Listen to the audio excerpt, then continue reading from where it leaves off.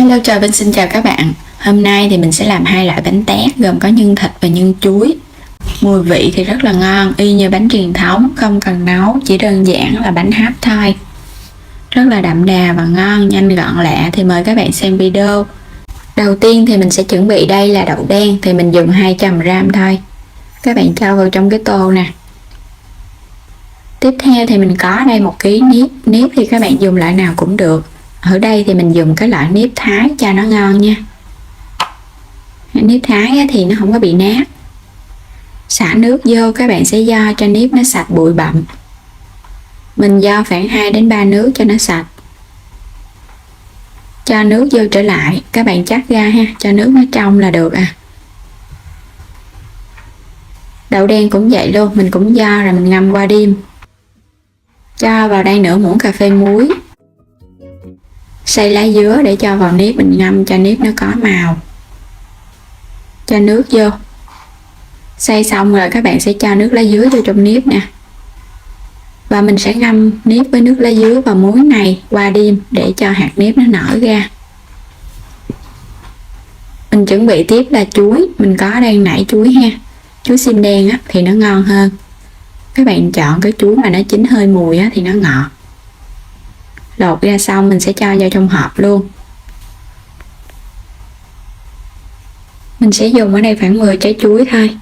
Và cho vào đây 2 muỗng canh đường để ướp với đường. Cho vô tí xíu muối. 2 muỗng canh rượu trắng giúp cho chuối của mình nó có màu đẹp. Xóc đều lên cho nó ngấm đường, muối cũng như là rượu. Rồi các bạn sẽ để đây và mình ướp. Mình sẽ ướp trong tủ mát á, qua một đêm luôn.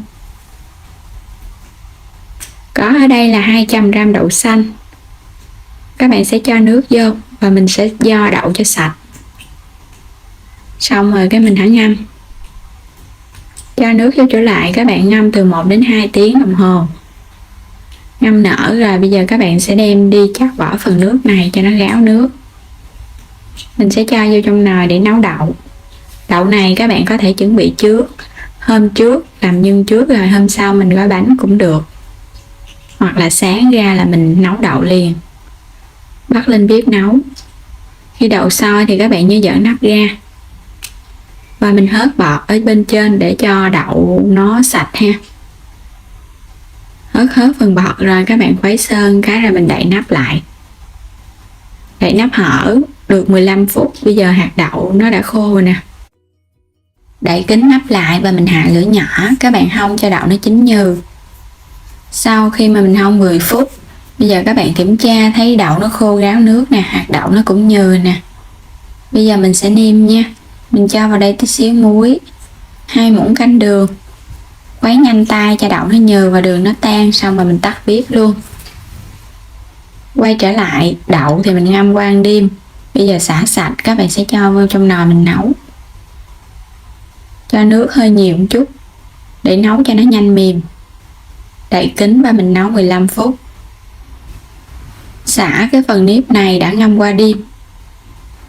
Các bạn sẽ xả ra và mình xả sơ lại với nước để cho nó loại bỏ cái chất muối mặn ở trong nếp sau khi mà mình ngâm qua một đêm.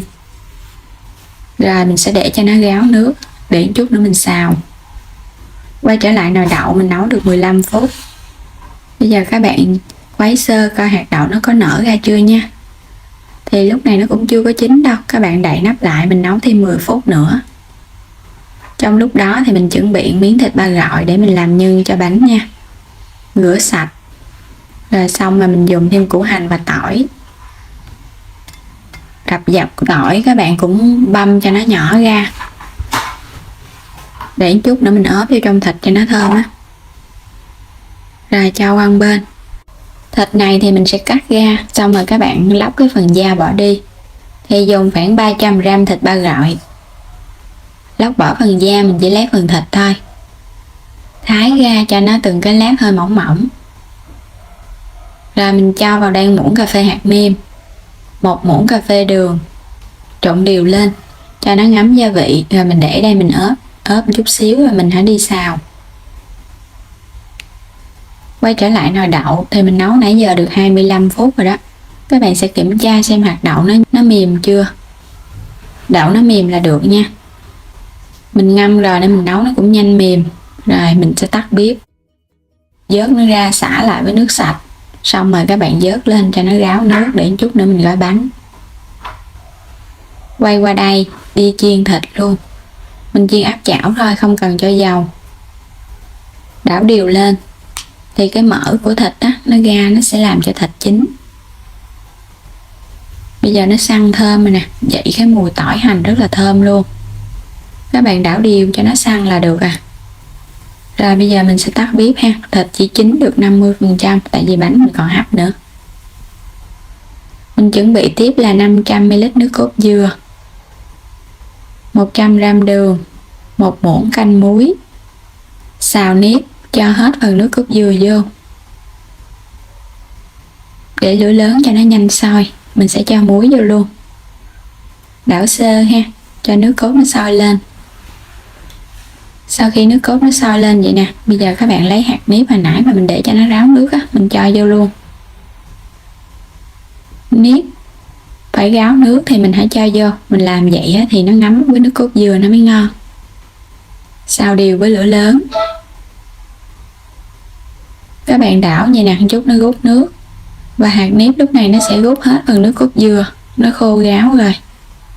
Bây giờ mình sẽ đi lấy đường mình cho vô. Đường mình cho vô sau, vậy á khi mà mình hấp bánh lên á, hạt nếp nó nhừ và bánh nó ngon. Rồi rút ngắn được thời gian hấp nữa. Xào sơ thì bây giờ đường nó rút vô trơn rồi đó, hạt nếp cũng khô ráo, các bạn sẽ cho hết phần đậu đen vô. Và bây giờ mình đảo đều cho đậu và nếp nó hòa với nhau nữa là được. Các bạn sẽ tắt bếp. Mình sẽ chuẩn bị đi gói bánh. Chuẩn bị lá chuối nè, mình dùng một miếng lá lớn, một gang rưỡi tay, một miếng lá nhỏ, một gang tay. Xếp nó lên, lau chùi cho sạch nha. Và mình sẽ cho nếp vô, các bạn dàn mỏng ra.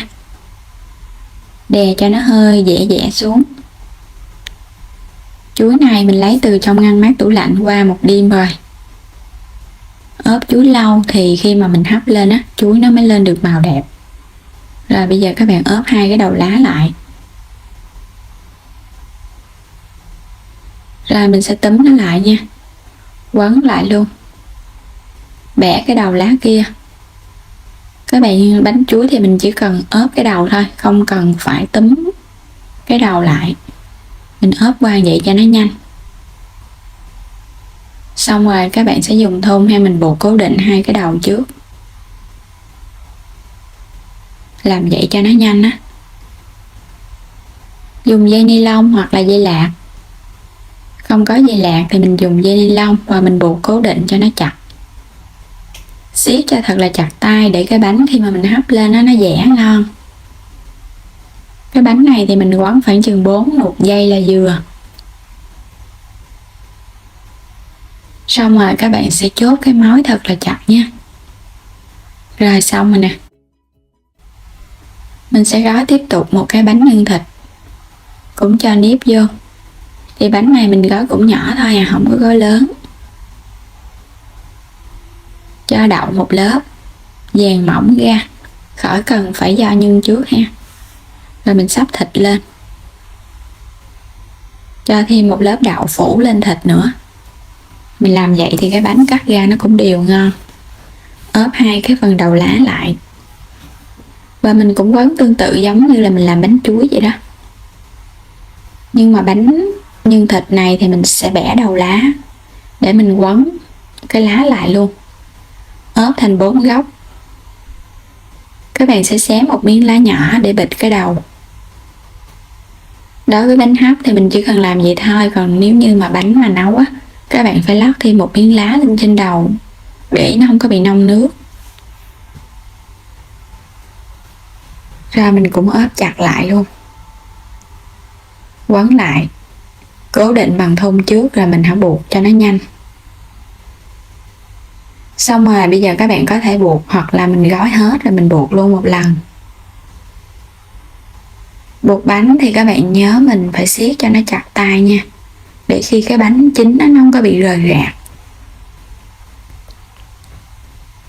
Và buộc lần lượt cho đến hết. Làm xong hết rồi thì tổng cộng là mình được 8 cái đòn bánh nhân thịt và 10 cái đòn bánh chuối. Bánh chuối thì nó hơi nhỏ hơn. Rồi bây giờ mình sẽ cho vào xưởng hấp luôn. Các bạn sẽ dựng đứng lên để hấp bánh nó không có bị xấu. Mình hấp nó còn nguyên là nó không có sẹp. Bắt sẵn nồi nước sôi, các bạn cho bánh vô hấp cho nó nhanh. Mình sẽ hấp bánh với lửa dừa trong vòng 1,5 tiếng đồng hồ. Hấp được 1,5 tiếng thì các bạn mở nắp ra. Bây giờ bánh nó đã chín rồi, các bạn có thể ăn được. Nhưng mà muốn cho bánh nó ngon hơn thì bây giờ mình tắt bếp.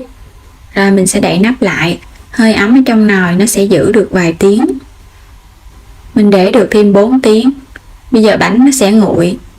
Nó sẽ còn hơi ấm ấm. Các bạn để vậy thì khi mà bánh của mình ăn lên nó hạt nếp nó sẽ nhừ ngon hơn. Sắp bánh ra. Đây, những cái đòn bánh tét của mình đã sẵn sàng. Nhỏ gọn và nhanh nữa. Thì mình làm vậy mình ăn nó không có ngán. Ăn một lần là một đòn bánh luôn. Bánh chuối, bánh thịt, bánh nào cũng ngon hết trơn. Mình sẽ cắt cái đòn bánh thịt ra nha. Hạt nếp rất là dẻo luôn. Bên trong nó có màu xanh của lá dứa nữa. Nhìn cũng đẹp. Bánh mà các bạn ăn nó có hương lá dứa thì nó cũng thơm và ngon. Nhân và nếp rất là đều nhau. Bánh chuối thì lên được cái màu đỏ hồng. Nếu như các bạn muốn cho bánh mà nó lên màu thật là đậm đỏ là các bạn hấp khoảng 2,5 tiếng. Nhưng mà theo mình thì bánh vậy là ngon rồi. Tiết kiệm ga, tiết kiệm thời gian. Bánh rất là ngon, dẻo, ngọt và béo nước cốt dừa. Rồi bây giờ mình sẽ thử cái bánh nhân thịt ha. Đây, các bạn nhìn thấy không? Nhân và thịt và hạt nếp cũng đều nữa. Xen kẽ là thần đậu đen. Rồi bây giờ mình sẽ thử bánh nhân thịt nha. Bánh rất là ngon luôn, đậm đà, dẻo. Có cái vị béo béo nước cốt dừa nè. Phần nhân thì mình nêm cũng vừa ăn nữa. Bánh này thì các bạn có thể ăn được 3 ngày nha. Mình để ở bên ngoài bình thường. Còn nếu ăn lâu hơn thì cho vào tủ lạnh. Khi nào ăn thì các bạn hấp lại ăn. Và đến đây thì mình xin chào các bạn. Hẹn gặp lại trong những video tiếp theo. Vui lòng đăng ký kênh ủng hộ mình và để nhận các video mới nhất miễn phí từ kênh nha.